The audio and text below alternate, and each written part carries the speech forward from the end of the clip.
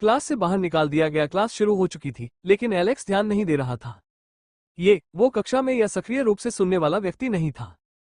भाग लिया। उनका मानना था कि सभी विषयों को सीखा जा सकता है और परीक्षा के दिन से ठीक पहले रटकर पास हो गए पूरी रात। उन्होंने कॉलेज भी ऐसे ही खत्म किया था, तो बिना एहसास के। इसके दौरान उन्हें सोने या जुआ खेलने की आदत विकसित हो गई। पृथ्वी पर कक्षाएं, तभी अनजाने में एलेक्स ने उसके साथ खेलना शुरू कर दिया था। चतुर घड़ी। उसी समय एलेक्स जागने का एक तरीका सोच रहा था। वो स्वयं कृत्रिम जागृति की विधि थी, आंशिक रूप से डेमियन और एक पुराने वैज्ञानिक द्वारा खोजा गया। टीओसी ने बताया था कि जब डेमियन घूम रहा था एशक्रॉफ्ट परिवार में शामिल होने से पहले वो झुग्गियों के आसपास रहते थे। एक बूढ़े वैज्ञानिक से मुलाकात हुई जिसकी उन्होंने दैनिक जरूरतों में मदद की। तभी डेमियन को विज्ञान के बारे में पता चला। बूढ़े आदमी का प्रशिक्षु बन गया। वे गुरु और शिष्य बन गए और लाभ प्राप्त करके पर्याप्त ज्ञान और अभ्यास डेमियन ने शुरू किया।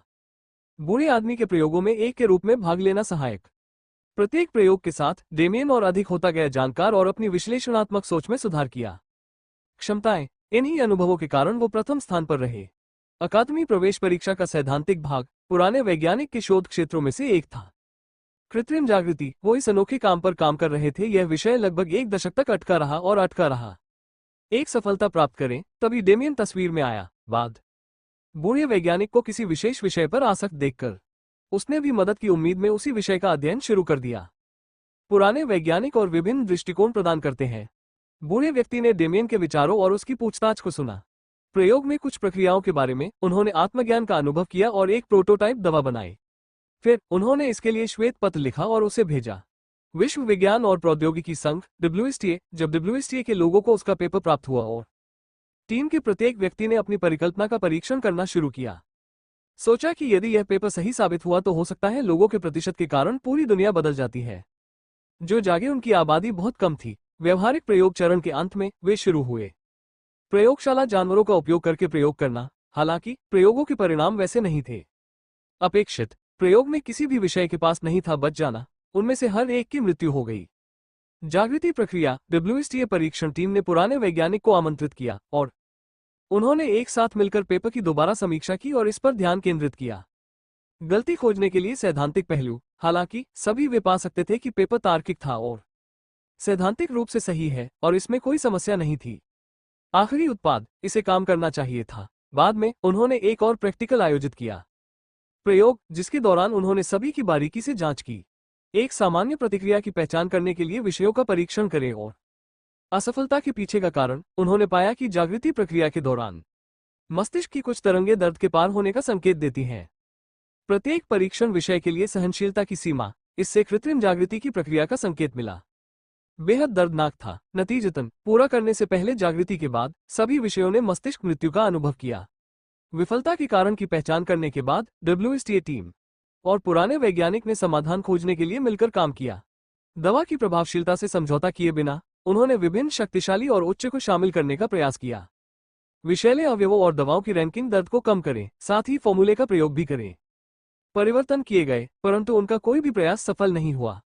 आखिरकार वे वांछित हासिल करने में असमर्थ रहे। परिणाम इस निष्कर्ष पर पहुंचा कि पेपर और अनुसंधान को असंभव समझा गया और अछूता छोड़ दिया गया। WSTA में शेल्फ।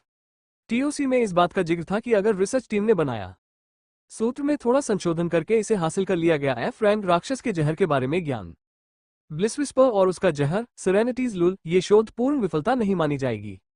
TOC ने कहा कि इसके जहर को शामिल करके प्रशासन करने से पहले हानिरहित और कमजोर प्राणी दवा वे दौरान अनुभव होने वाले दर्द को कम कर सकते हैं के तुलनीय स्तर तक जागृति प्रक्रिया दांत उखाड़ना। इसके अलावा TOC ने स्वीकार किया कि इसके साथ भी समाधान वे प्रत्येक व्यक्ति को जागृत करने में असमर्थ होंगे। ग्रह पर उनके प्रयास उन्हीं तक सीमित रहेंगे, ऐसे व्यक्ति जिन्होंने क्षमता प्रदर्शित की और करने में असमर्थ थे। स्वाभाविक रूप से जागो, इसलिए भले ही उन्हें जहर के बारे में पता हो। शोध पत्र के उद्देश्य के अनुसार ये हो सकता है इसे आंशिक सफलता ही माना जाएगा। एलेक्स अपने प्रयोग के दौरान भी इस बारे में सोच रहा था। स्मार्टवॉच और दवा के अवयवों की खोज world trade centre association WTCA से और उसे मिली सामग्री के लिए ऑर्डर देना। एलेक्स को कीमतों की परवाह नहीं थी क्योंकि असली एलेक्स था। जैविक माता पिता उसे भत्ते भेजते रहे थे हर महीने हिसाब। जैसे ही उसने अपने खाते में बैलेंस देखा जो होता था मूल एलेक्स से संबंधित होने पर, उसे एहसास हुआ कि वो अमीर था और कुछ भोग विलास वहन कर सकता था। शुक्र है TOC ने सामग्री और दवा का उल्लेख किया। तैयारी प्रक्रिया, एलेक्स ने सोचा। जैसा वो था वैसा ही। आखिरी सामग्री का ऑर्डर देने के लिए उसने एक आवाज सुनी। उसे, एलेक्स हॉट, क्या आप कृपया हमें बता सकते हैं कि अंतर क्या है? एक स्तरीय रैंक और एक कौशल रैंक के बीच, प्रोफेसर ने पूछा। क्रोधित भाव धारण करना, एलेक्स को अचानक एहसास हुआ कि वो केंद्र बन गया है। कक्षा में ध्यान आकर्षित किया और आश्चर्य हुआ, क्या वो इसलिए क्रोधित है?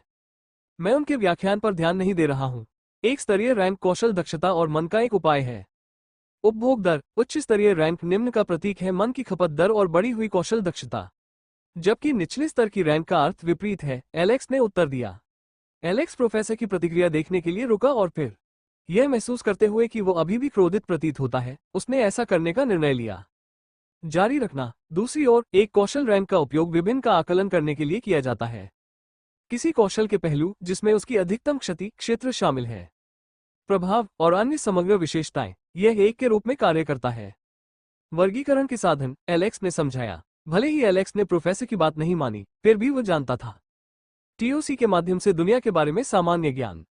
एलेक्स ने चारों ओर देखा और कोई प्रभाव नहीं पाया। अन्य छात्रों ने संकेत दिया कि उसने गलत उत्तर दिया था, लेकिन प्रोफेसर का चेहरा अभी भी नहीं बदला। ऐसा एलेक्स को लगा। हैरान, मेरी कक्षा से बाहर निकलो, प्रोफेसर ने इशारा करते हुए चिल्लाया। दरवाजा। एलेक्स को विश्वास नहीं हो रहा था कि क्या हो रहा है। चाहे वो पाठ नहीं सुन रहा था, उसने उत्तर दिया, सही प्रश्न करो। तो आखिर उसे क्यों फेंका जा रहा था कक्षा से बाहर? एलेक्स एक पल के लिए ठिठक गया और सोचा, ये है इस तरह का व्यवहार अपमानजनक। प्रोफेसर की दूसरी चेतावनी पर एलेक्स बस चला गया कक्षा से बाहर, पूरी कक्षा की निगाहें खींचते हुए।